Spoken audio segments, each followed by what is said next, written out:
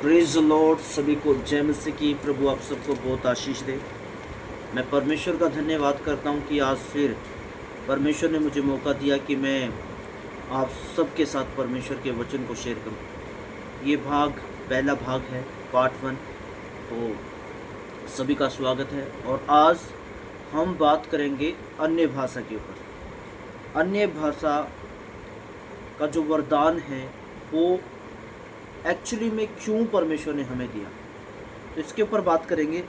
तो आज मैंने कुछ दिन पहले एक वीडियो देखी भाई की कि मसीह में ऐसे ऐसे लोग आ खड़े हुए हैं जो कि अन्य भाषा का मजाक बनाते हैं, और जिनको ये मालूम नहीं है कि अन्य भाषा एक्चुअली में है क्या। एक्चुअली में अन्य भाषा जो है वो पवित्र आत्मा नहीं, पवित्र आत्मा का वरदान है, और जिसके ज़रिए परमेश्वर हमें स्पष्ट करता है, जिसके ज़रिए पवित्र आत्मा में जब हम अन्य भाषा में अधिक बातें करते हैं, जैसे पौलुस कहता है, जब मैं अन्य भाषा में बहुत अधिक प्रार्थना करता हूँ, और जब हम अधिक अन्य भाषा में प्रार्थना करते हैं तो मैं आपको बताना चाहता हूँ, तो हमें परमेश्वर के सामर्थ्य को से हम भरते जाते हैं, और ज़्यादा मसा और ज़्यादा अभिषेक से हम भरते जाते हैं।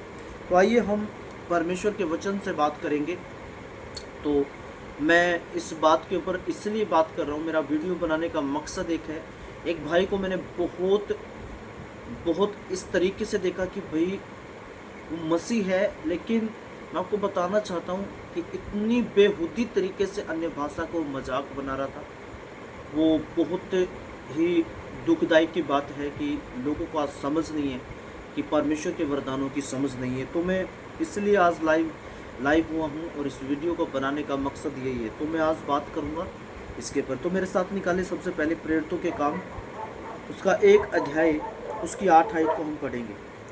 अगर 5 आयत को पढ़ेंगे तो यहाँ पे पहले हम 5 को पढ़ेंगे पहले, फिर 8 को पढ़ेंगे। यहाँ पे लिखा, क्योंकि यूहन्ना ने तो पानी से बपतिस्मा दिया, परंतु थोड़े दिनों के बाद तुम पवित्र आत्मा से बपतिस्मा पाओगे। अब प्रभु यीशु मसीह स्वयं कर रहे, खुद प्रभु यीशु मसीह के शब्द थे ये प्रेरितों के काम में, कि परमेश्वर प्रभु यीशु ने कहा, बाइबल हमें बताती है कि यूहन्ना ने तो क्या किया, पानी से बपतिस्मा दिया, लेकिन तुम क्या करोगे, पवित्र आत्मा का क्या करोगे, बपतिस्मा पाओगे।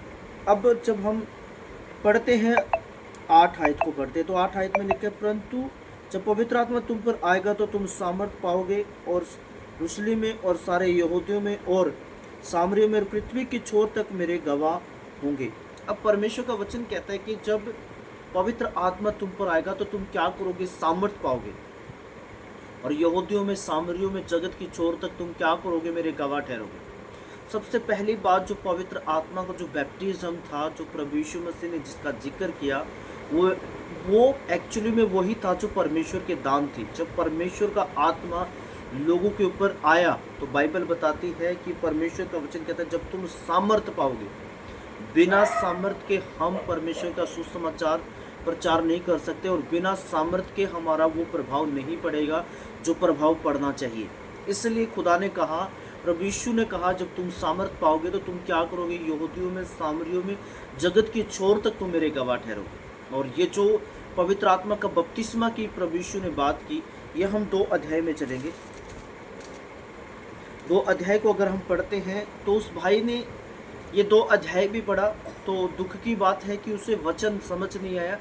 वो वचन को कोई और तरीके से और दिशा में लेकर जा रहा था। तो मैं वचन को क्लियर करना चाहता हूँ। यहाँ पर अगर आप पढ़ेंगे 2 अध्याय को, यहाँ पे लिखा, जब पेंतीकोस्त का दिन आया तो वे सब एक जगह इकट्ठे थे। एकाएक आकाश से बड़ी आंधी की सी सनसनाहट का शब्द हुआ, और उसे सारा घर जहाँ वह बैठे थे गूंज गया, और उन्हें आग की सी जीभें फटती हुई दिखाई दी, और उनमें से हर एक पर आ ठहरी, और वे सब पवित्र आत्मा से भर गए, और जिस प्रकार आत्मा ने उन्हें बोलने की सामर्थ्य दी, वे अन्य अन्य भाषा बोलने लगे। आकाश के नीचे की हर एक जाति में से भगत यहूदी यरूशलेम से रह रहे थे। जब यह शब्द हुआ तो भीड़ लग गई, और लोग घबरा गए, क्योंकि हर एक को यही सुनाई देता था कि ये मेरी ही भाषा में बोल रहे हैं। और वे सब चकित और अचंभित होकर कहने लगे, देखो ये जो बोल रहे हैं, क्या ये सब गलीली नहीं?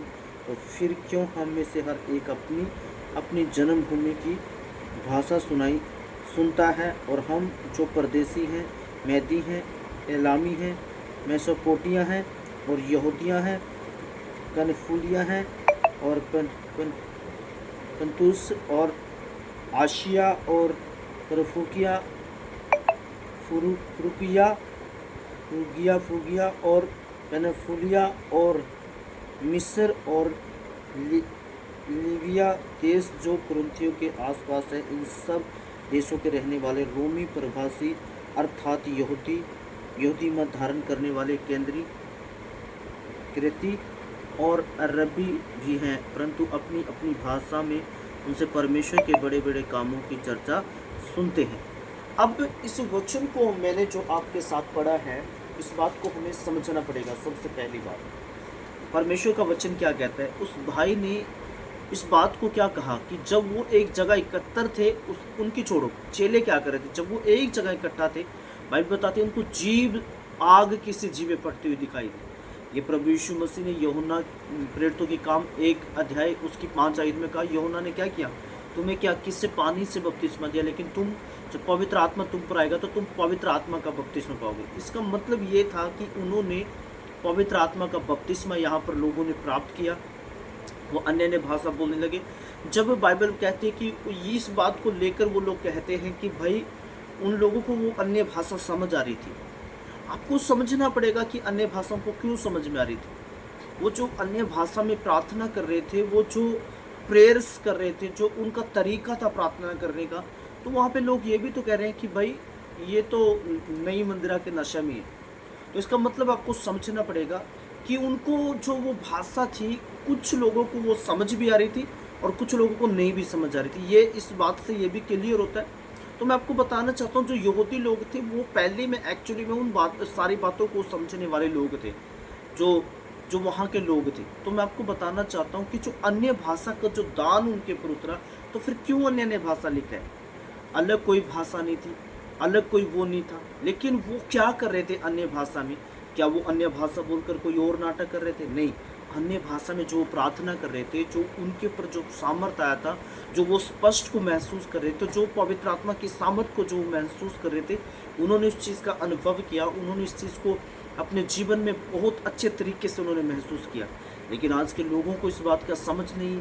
आज जना खना खड़ा होता है और क्या बोलता है अन्य भाषा के खिलाफ, क्योंकि जब अपना चैनल लोगों को चलाना होता है तो वो क्या कर रहे हैं, लोगों को गुमराह कर रहे हैं, लोगों को गलत शिक्षाएं लोगों को बीच में लेकर आई जा रही है।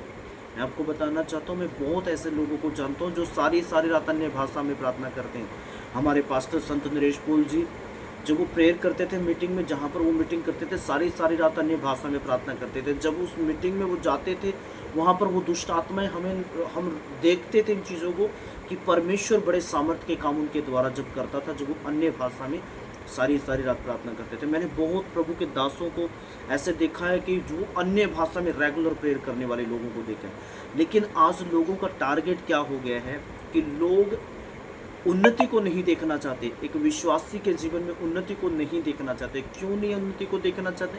क्योंकि शैतान को ये बर्दाश्त नहीं होता है कि वो अन्य भाषा में प्रार्थना करे, और शैतान कभी नहीं चाहेगा कि वो आप लोग पवित्र आत्मा के स्पष्ट को अपने जीवन में महसूस करें, पवित्र आत्मा को आप अपने जीवन में एहसास करें। मैं आपको बताना चाहता हूँ, जिनको अन्य भाषा में प्रार्थना करते हैं जो लोग, वो रेगुलर अधिक अन्य भाषा में प्रार्थना करें। आप जितना भी हो सके उतनी अन्य भाषा में प्रार्थना करें। आप जब अन्य भाषा में प्रार्थना करेंगे तो आप परमेश्वर के स्पष्ट को अपने जीवन में बढ़ता हुआ देखेंगे, परमेश्वर का स्पष्ट आप महसूस करेंगे।